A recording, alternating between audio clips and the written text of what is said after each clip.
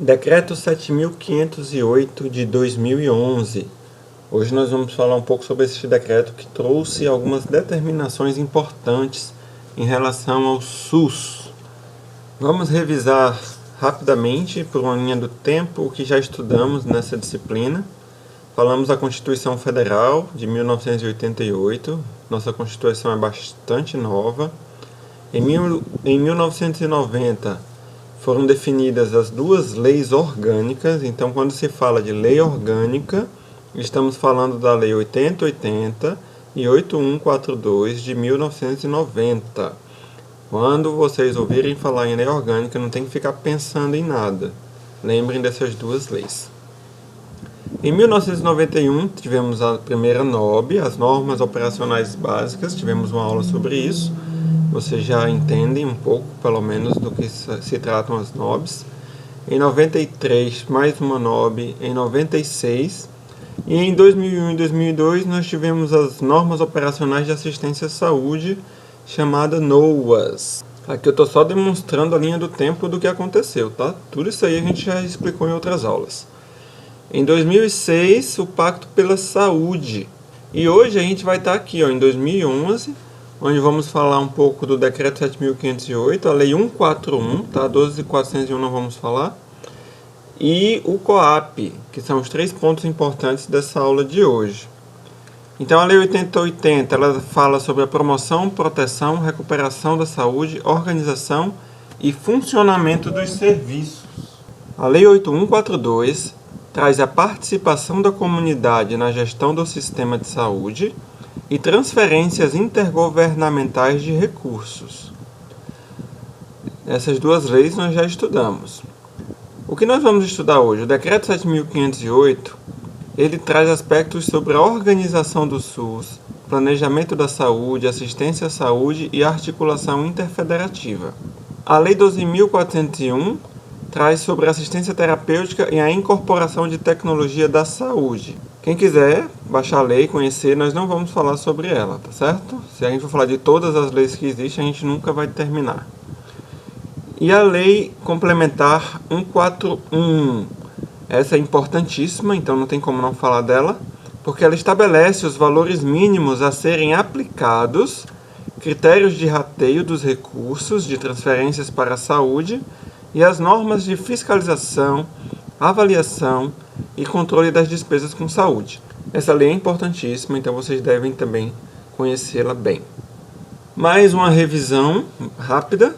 A governança do SUS, sempre que falamos de governança, estamos falando das comissões intergestores, essa linha do meio aqui, Comissão Intergestores Regional, Comissão Intergestores Bipartite e Comissão Intergestores Tripartite. Aqui nós temos as esferas de governo nacional, estadual e municipal, quem é o gestor de cada uma, e as comissões que envolve cada esfera.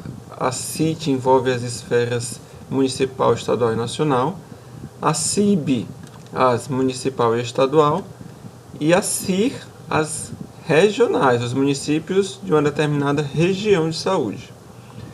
E os colegiados deliberativos nós temos, onde há participação popular massiva, conselhos de saúde, e de 4 em 4 anos, as conferências de saúde. Essa aqui é a governança do SUS. Nada acontece ou deve acontecer sem passar por aqui. O Decreto 7.508, eu vou mandar paralelamente, para a complementação de carga horária, um vídeo sobre esse decreto, tá certo? Ele regulamenta a Lei 8080, de 19 de setembro de 1990, para dispor sobre a organização do SUS, o planejamento da saúde, a assistência à saúde e a articulação interfederativa. Lembra que quando a gente falou das NOBs, a gente falou que a Lei 8080 e a Lei 8142 deixaram muitas lacunas, muitas dúvidas. Aí vieram as NOBs, vieram as NOAs, e ainda assim continuamos mexendo no nosso sistema até encontrar de fato a almejada perfeição. E então o decreto veio para ajudar um pouco mais nessa definição do nosso sistema.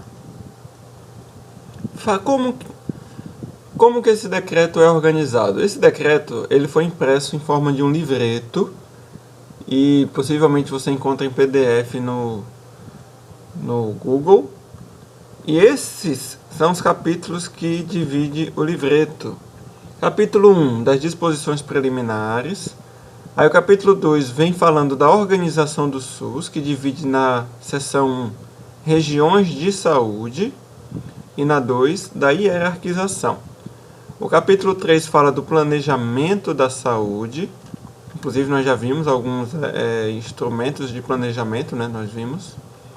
Capítulo 4, da assistência à saúde. Isso aqui é importantíssimo, a gente vai falar sobre eles. RENASES e RENAME, já ouviram falar?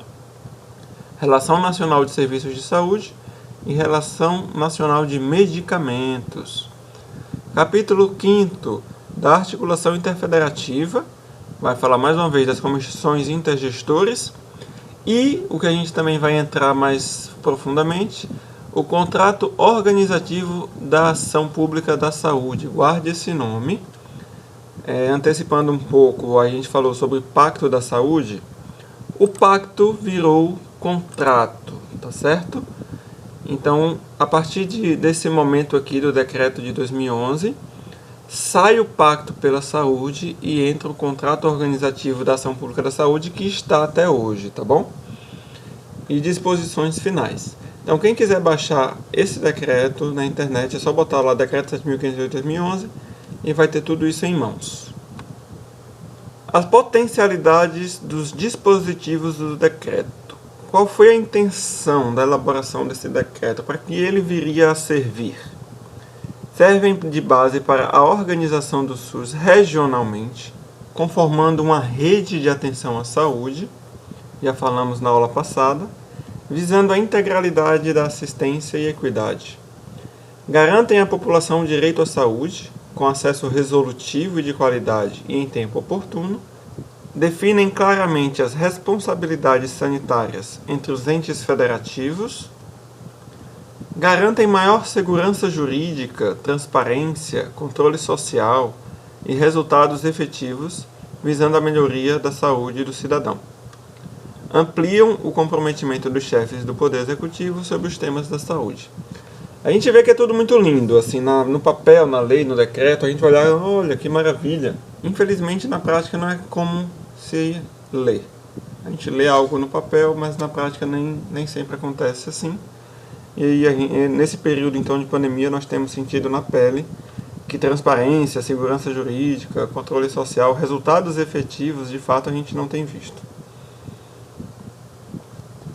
Então vamos lá, o decreto 7.508 está organizado de que forma? Nós temos regiões de saúde. Em Roraima nós temos a região sul e a região centro-norte. São duas regiões em Roraima. Nós temos a análise regional da situação da saúde, que é o mapa da saúde, que eu vou mostrar mais à frente. Esse mapa da saúde traz todos os elementos envolvidos no sistema. Planejamento regional, redes de atenção à saúde. Cada região faz o seu planejamento. Nós temos a Relação Nacional de Serviços e a Relação Nacional de Medicamentos. E tudo isso vai ser assinado num compromisso interfederativo na região por meio do COAP. E a partir da assinatura e da execução, nós temos que monitorar e avaliar. E volta para as regiões de saúde. Então tem esse ciclo aqui que é determinado para que haja o funcionamento ideal do sistema de saúde. E o que são as regiões de saúde? A região de saúde é o espaço geográfico contínuo, constituído por aglomerado de municípios, com a finalidade de integrar a organização, o planejamento e a execução de ações e serviços de saúde. Então você vai pensar a região de saúde. Aqui em Roraima a gente teve uma situação bem peculiar. Por quê? Porque nós temos 15 municípios, dos quais apenas um tem uma estrutura de saúde adequada, vamos dizer assim, ou que possa sanar a necessidade dos pacientes nos 3 níveis de atenção. Quando você vai para o interior, nós não temos essa condição de o paciente chegar numa sede do município do interior e ter uma assistência completa nos 3 níveis. Então dividir a região de saúde em Roraima foi muito difícil, pensou-se até em nem dividir, ser uma região só, mas depois chegou-se ao consenso de tentar dividir em 2 regiões e levar para Rorainópolis as condições mínimas necessárias para ter um atendimento mais tecnológico, mais avançado. Então Rorainópolis ficou como sede da região sul e Boa Vista como sede da região centro-norte. E as RAS, Redes de Atenção à Saúde, que nós já vimos, conjunto de ações e serviços de saúde articulados em níveis de complexidade crescente, com a finalidade de garantir a integralidade da assistência. Então a gente vê que em Roraima, normalmente, essa integralidade, ela conta com Boa Vista. A complexidade, os níveis de complexidade, eles não conseguem alcançar a resolução completa, como deveria ser, no interior. Nem Boa Vista consegue, por isso a gente faz o TFD. Mas de uma certa forma, em relação a Estado, Boa Vista é quem tem as melhores condições de oferecer um serviço nos 3 níveis de atenção à saúde.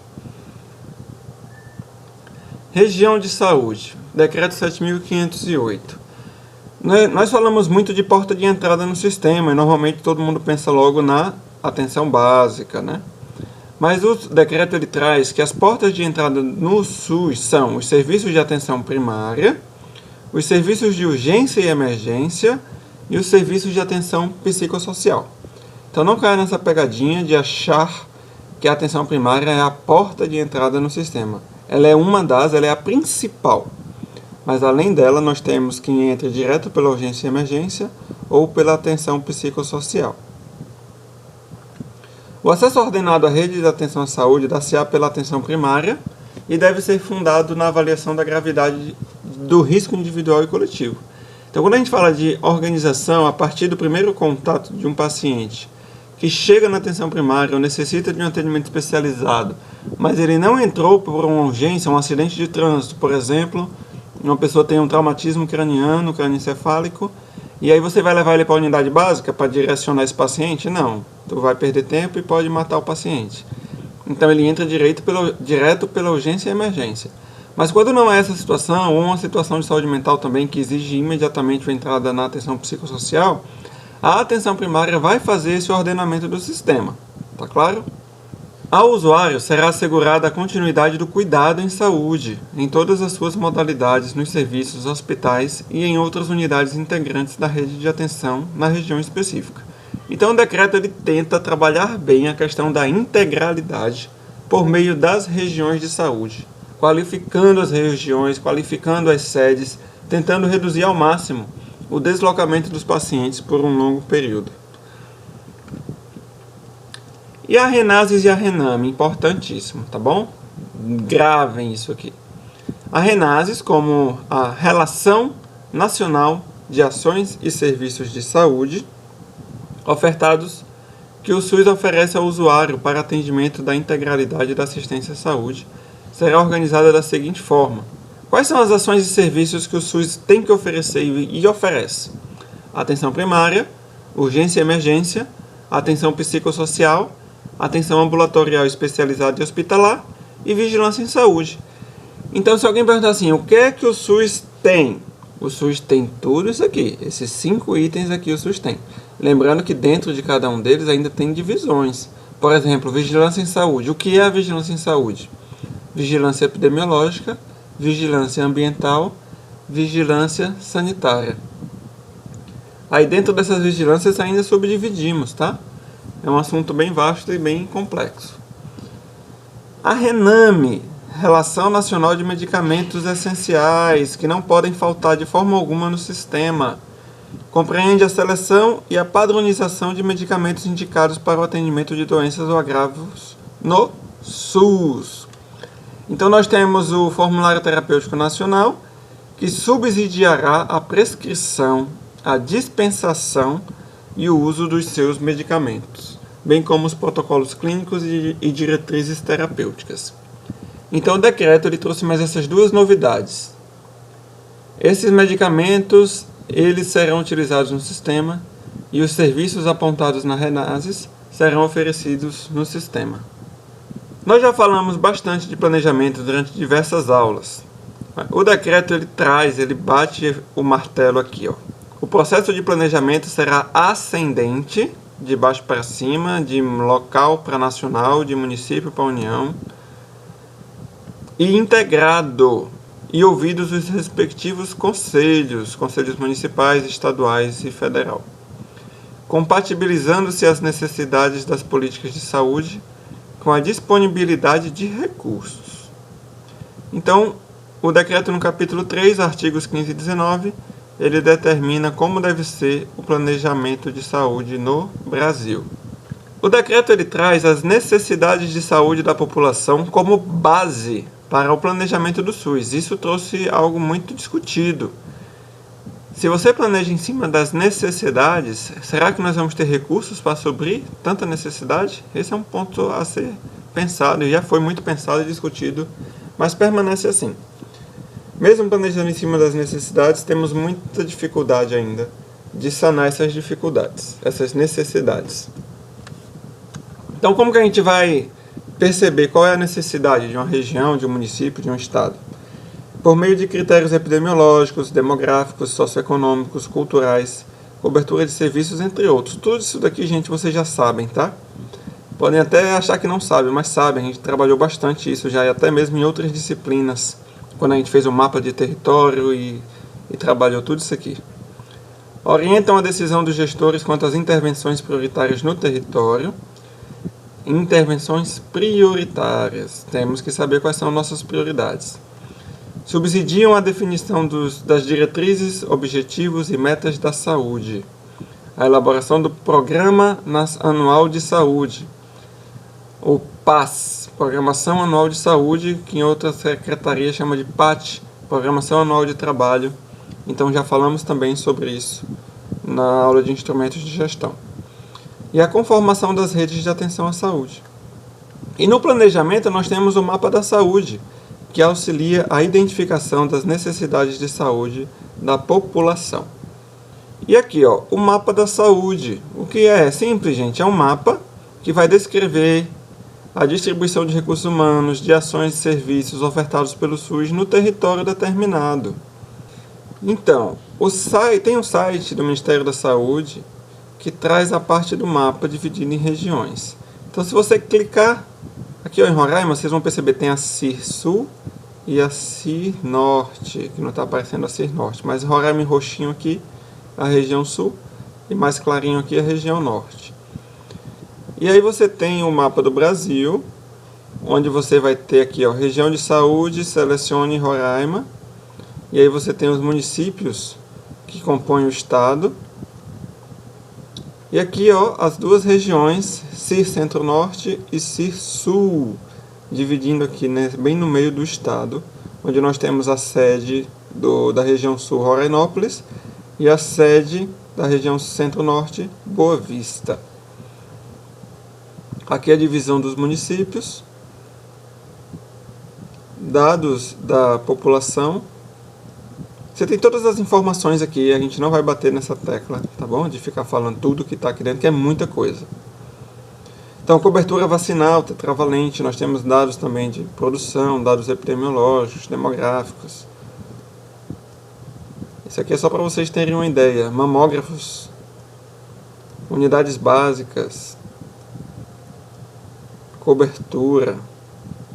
Isso é para vocês verem um pouco de como funciona o mapa. Farmácia popular, onde é que a gente tem farmácia popular? Aqui, ó, só em Boa Vista. Oferta de cobertura. Isso aqui é do ano de 2012, 2011, tá, gente? Então esses dados podem estar ultrapassados já. Mas mamógrafo só tem em Boa Vista mesmo.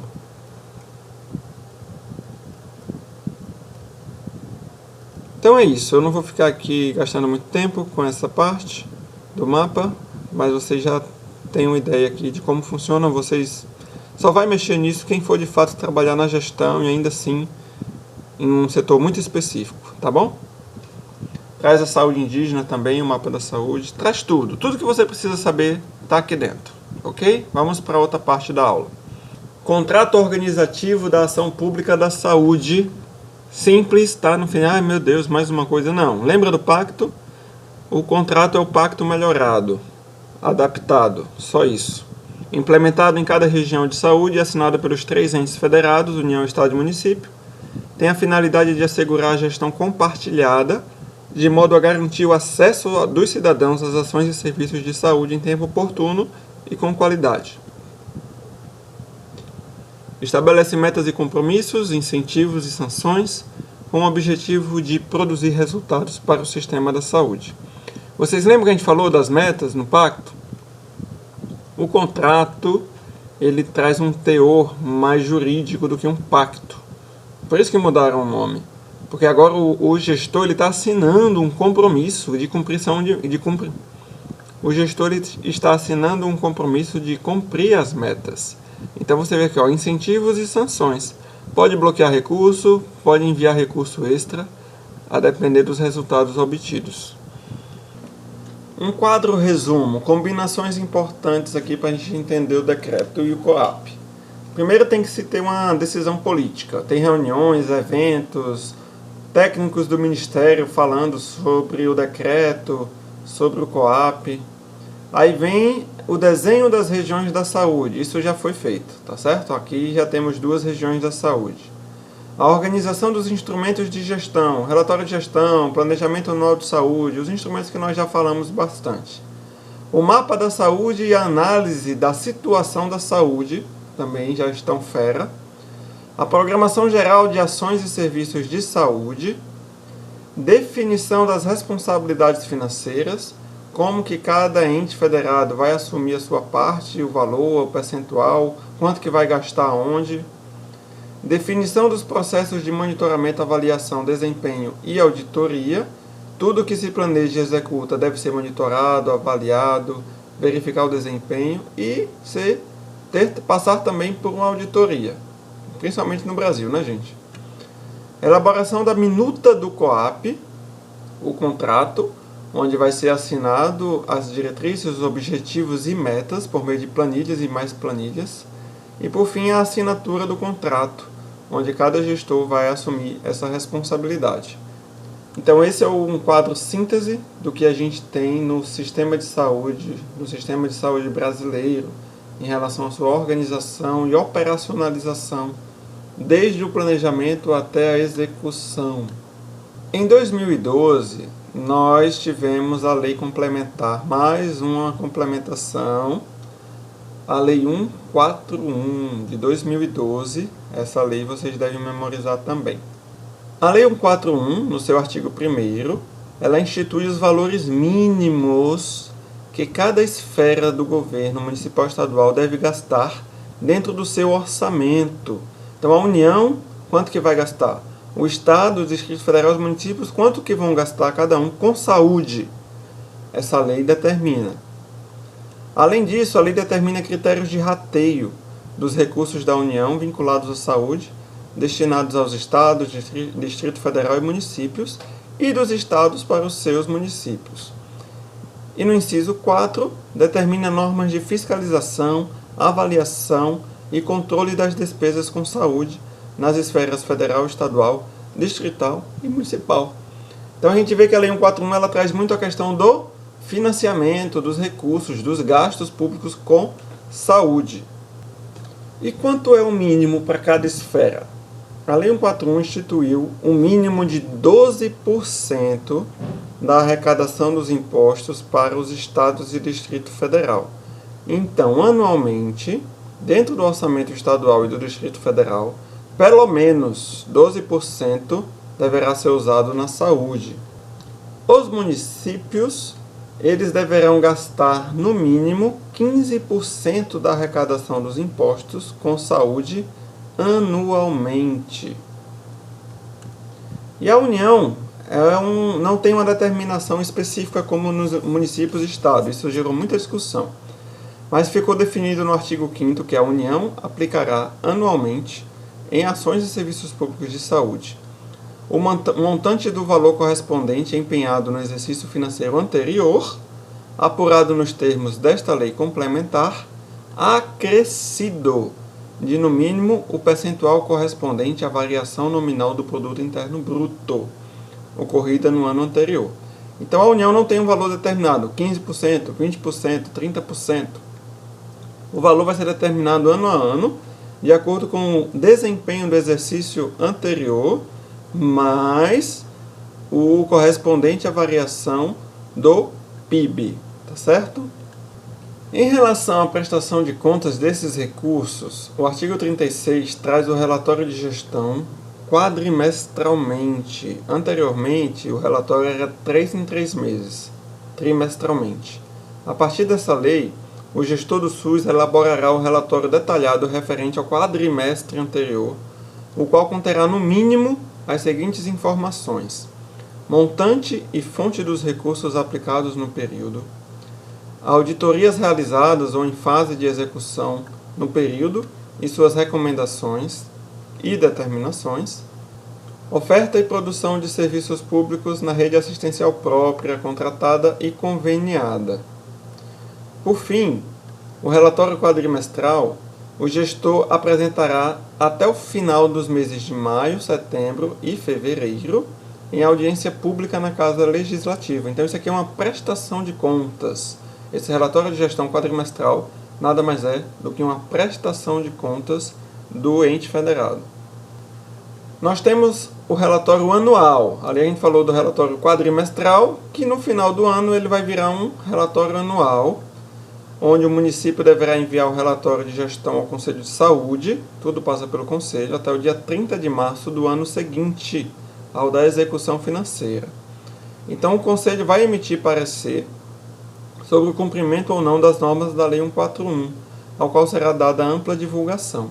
Então vamos verificar os gastos, se foram coerentes com o que a lei determina, principalmente em relação ao mínimo de recursos que deve ser utilizado.